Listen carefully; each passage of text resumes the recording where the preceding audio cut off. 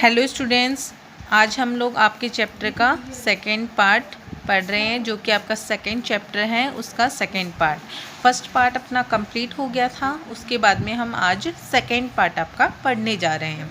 तो देखिए आगे क्या होता है। Mridu crept up to the window. Mridu जो है वो विंडो की तरफ मूव करती हैं। Lily was sitting a little distance away.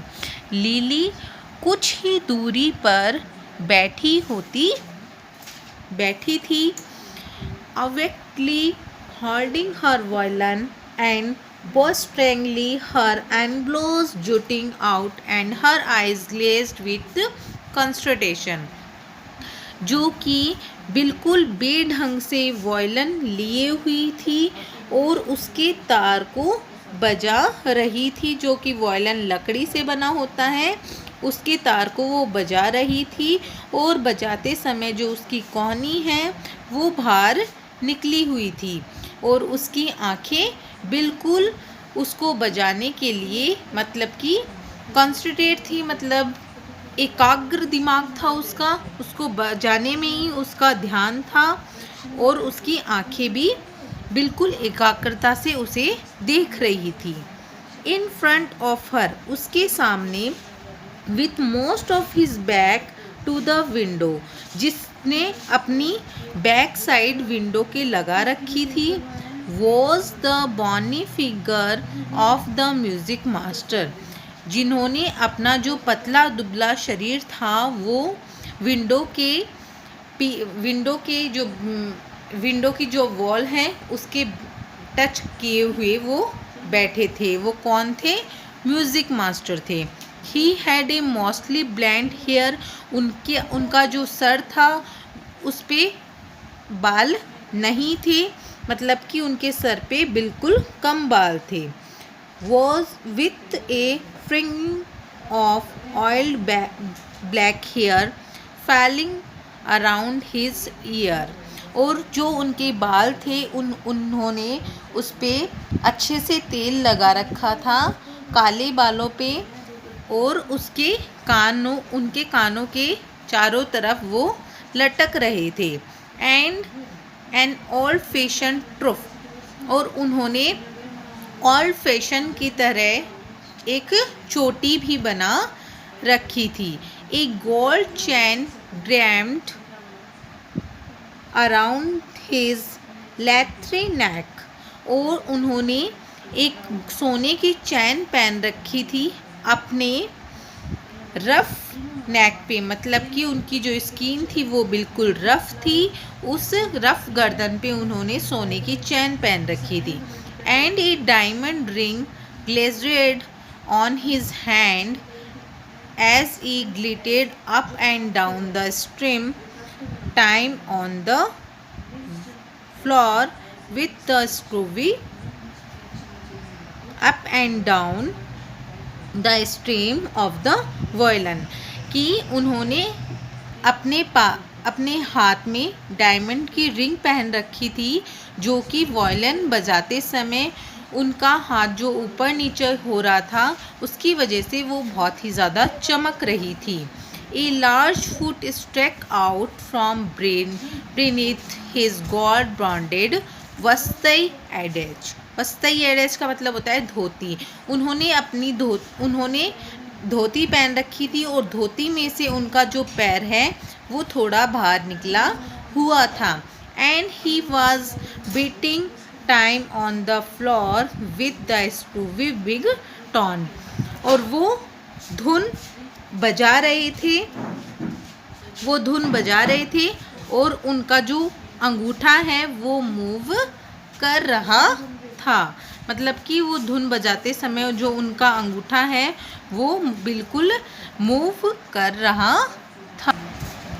आगे देखिए। He played a few notes, उन्होंने यहाँ पे नोट्स क्या है? स्वर हैं, जो कि हम वॉयलिन में बजाते हैं। उन्होंने कुछ नोट्स बजाए थे।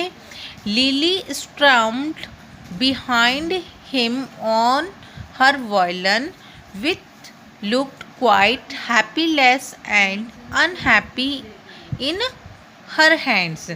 वो जो लाली थी वो वायलिन जो बजा रही थी वो बिल्कुल लड़खड़ाते हुए बजा रही थी, और उसकी जो स्माइल उन्होंने मतलब कि जो उसकी स्माइल थी हैप्पीनेस थी, और उसके हाथ बिल्कुल क्या थे, लड़खड़ा रहे थे।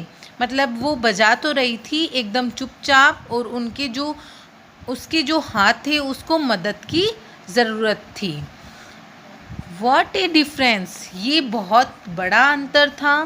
The music master's note seemed to float up and still perfectly into the invisible music master invisible tracks to the medley। कि जो म्यूज़िक मास्टर था उसमें और लाली में बहुत ही ज़्यादा डिफरेंस था, और उस जो वो स्वर बजा रहे थे, जो नोट्स जो बजा रहे थे वो बिल्कुल सेट हो रहे थे, मानो कि ऐसे कि जैसे हवा में बह रहे हो स्वर, ऐसे ही वो बिल्कुल परफेक्टली सेट हो रहे थे। किस पे, हर एक धुन पे वो प्रत्येक स्वर सेट हो रहे थे। It was like the wheels of a train fleeting smoothly into the rails and वाइक्सली along, as Ravi said. Ravi कहता है कि वो जैसे ही स्वर बजाते हैं, जैसे ट्रेन बिल्कुल एकदम से स्मूथली जाके फिट नहीं होती क्या रेल की पटरियों पे, वैसे ही उनके जो स्वर है बिल्कुल फिट हो जाते हैं अपने अपने स्थान पे। मृदु started at that hug brigade hand moving effortlessly up to the violin string making lovely music। मृदु started at that hug। मृदु जो होती हैं वो देखती हैं कि उनका जो अंगूठी वाला हाथ है वो कैसे मूव कर रहा है वायलिन बजाते हुए, और वो कितनी अच्छी धुन बजा रहे हैं। स्ट्रूफ there was Lali darling again, कि अचानक से स्ट्रूफ की आवाज़ आती है, चिल्लाने की आवाज़ आती है जहाँ पे लाली वायलिन बजा रही होती हैं। Amma came a wail from the gate. अम्मा बोलती हैं गेट पे जाओ। अम्मा दोबारा अम्मा बोलती है Ravi send that beggar away, और उस भिखारी को भेज दो। जहाँ पे वो होते हैं वहाँ से अम्मा ज़ोर ज़ोर से आवाज़ लगाती है कि गेट पे जाओ और भिखारी को भेज दो। Cried his mother from the back बरामदा where she was chatting with Tapi. जो तापी, जहाँ से जो अम्मा होती है रवि की, वो ज़ोर से चिल्लाती है अपने पीछे वाले बरामदे से कि उस भिखारी को भेज दो, जहाँ पे वो तापी से बात कर रही होती हैं। He has been coming here every day for the past week and it's time he found another house to beg from. Pati explain to Tapi. Pati Tapi को बताती हैं कि तुम्हें अब नया घर मिल गया है क्या। कि पाती जो है वो तापी को बताती कि इस भिखारी को अब तो नया घर मिल गया है, मांगने के लिए भिखारी के बारे में बताती हैं। तो देखिए आगे क्या होता है। Mridu and Meena followed Ravi out. Mridu और मीना रवि का पीछा करते हैं। The beggar was already in the garden. Beggar होता है वो ऑलरेडी क्या होता है, गार्डन के अंदर होता है। Making himself quiet at house. अपने आप को घर उस गार्डन में बिल्कुल से एकदम से कंफर्टेबल बनाए हुए। He had spirit his upper cloth under the Neem tree.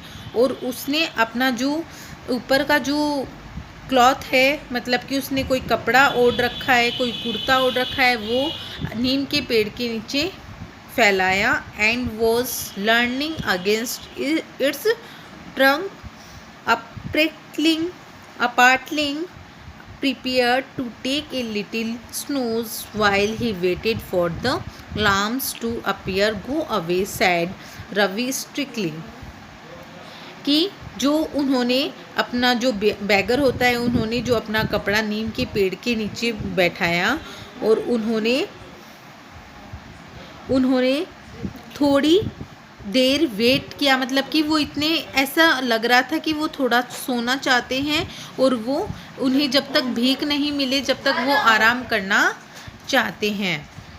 Go away, said Ravi strictly.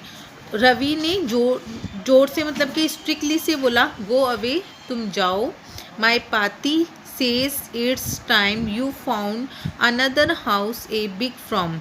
मेरी पाती कहती है कि तुम्हें नया घर मिल गया है मांगने के लिए. मतलब कि वो चाहता है, वो बहुत ही ऐसे परेशान हुआ लगता था कि वो चाहता है कि मैं थोड़ी देर सो जाऊं जब तक कि मैं थोड़ी देर आराम कर लूं जब तक कि मुझे भीख मिले. परंतु जो रवि होता है वो कहता है कि तुम्हें अब नया घर मिल गया, ऐसा उसकी पाती उससे कहती है.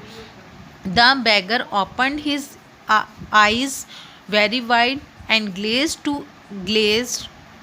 at each of the children one by one. जो बैगर होता है वो अपनी आंखें खोलता है और प्रत्येक बच्चे को एक एक करके देखता है.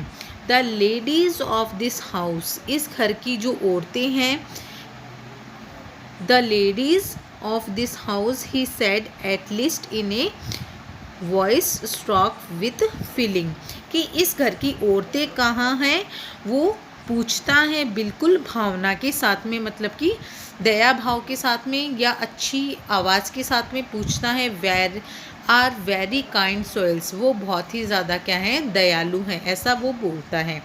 I have keeped my body and soil together on their generosity for a whole week. कि मैं, जो मेरी आत्मा है और मेरा शरीर है, मेरा शरीर और मेरी आत्मा केवल उन्हीं की वजह से ज़िंदा है, वो मेरे लिए इतनी कठोर नहीं हो सकती, ऐसा वो बोलता है. I can not believe that they would through me away. कि मैं इस बात पे बिल्कुल विश्वास नहीं करता हूँ कि वो ऐसे कहती है कि तुम यहाँ से चले जाओ. ही raised his voice, वो अपनी आवाज़, वो अपनी दया की भावना से अपनी इस आवाज़ में बोलता है. ही raised his voice, वो अपनी आवाज़ उठाता है. सॉरी, क्या था यहाँ पे, ही raised his voice, वो अपनी आवाज़ उठाता है, मतलब ज़ोर से बोलता है, अम्मा अम्मा ओ अम्मा.